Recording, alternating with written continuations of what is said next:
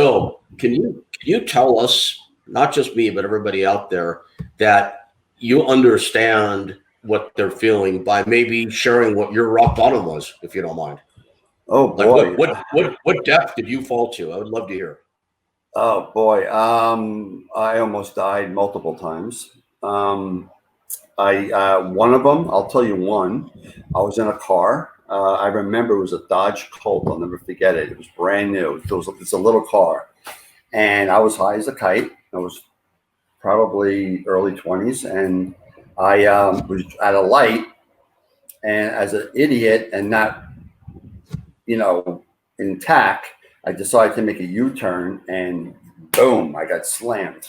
And illegal what I did. It was just totally illegal, but I was so wasted, and I almost died. The car was actually a horseshoe, and they told me that if it didn't hit the hinges of the door, but it hit the middle of the door, I would have been dead. I would have been crushed. But it hit the hinges of the door, which saved me. That was a wake-up call. Driving so drunk and not knowing how I got home. Driving so high, never waking up and having filth all over me and don't know how I did it. I mean, these are things that people, I'm sure, can relate to that.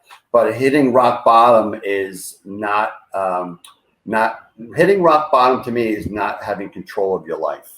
Okay. So what I mean by that is that when you're high or drunk, you can't smell, you can't see, you can't hear, you can't talk straight. But once you become sober, you could smell, you could hear, you could see, and you could see your surroundings, control your surroundings. It's a whole different feeling. Okay. So when you're in that cloud of addiction, if you make it through it, it's the grace of God, because you can't see, you can't focus, you can't see anything. You can't. Well, it's a good start, granted, but I'll submit that you are who you are because you're an evolved human being. This is a compliment, not solely because you quit drinking and doing drugs. Obviously, as they say in the rooms, if you remember, alcohol and drugs are but a symptom of the larger problem.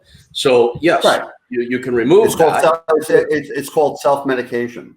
Yes, and so you remove the medication, but then what? I mean, there are plenty of what we know as dry drunks or dry addicts out there that don't drink anymore, don't do drugs anymore, but are just miserable, depressed human beings. So because their dependence was on the drugs or the drinking.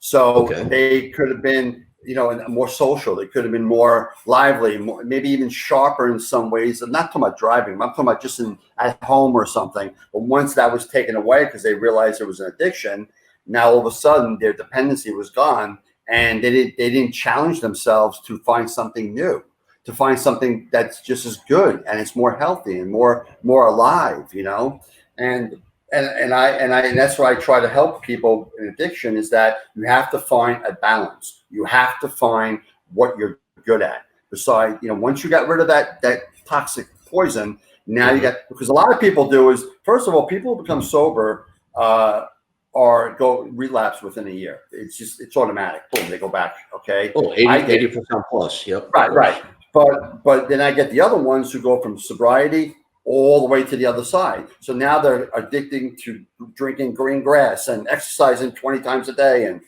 you're still doing the same thing. You're hurting yourself because you went from one extreme to the other. You got to find that middle ground. And that's baby steps. That takes time. And that's part of, people always, the big epidemic we have is with heroin, and out here is crystal meth and everything else. But the real big addiction is cigarettes, is nicotine. Nicotine is more addicting than heroin, and people have a hard time understanding that because it's legal to smoke, but it's not legal to take heroin. But that was the whole purpose of doing that. It's all about this, the evil dollar. But cigarettes are more addicting. So when someone becomes sober, right away they start smoking, they start drinking their coffee, blah blah blah. But I always say one addiction at a time. And I was a two-packer. I was a two-packer a day also. So you have to. You are now, or you were? No. I said when I was. All that craziness, I was also doing that. You don't smoke now. I haven't smoked in 30 years. I'm saying when I gave it up, I gave it up, And I've been vegan 30 years. Well, vegetarian 10 and vegan 20. But that helped me. And then, as you're very familiar with, martial arts also helped me too. So because I was in that for a long time, and I didn't do martial arts to beat up people. I did it to help my soul, my cleansing, my discipline, I guess. So that's really, for me, that was very important. Thank you for watching the Hannibal TV. Please like this video if you enjoyed it, and click the subscribe button to not miss any of our latest shoot interviews, match videos, or news updates.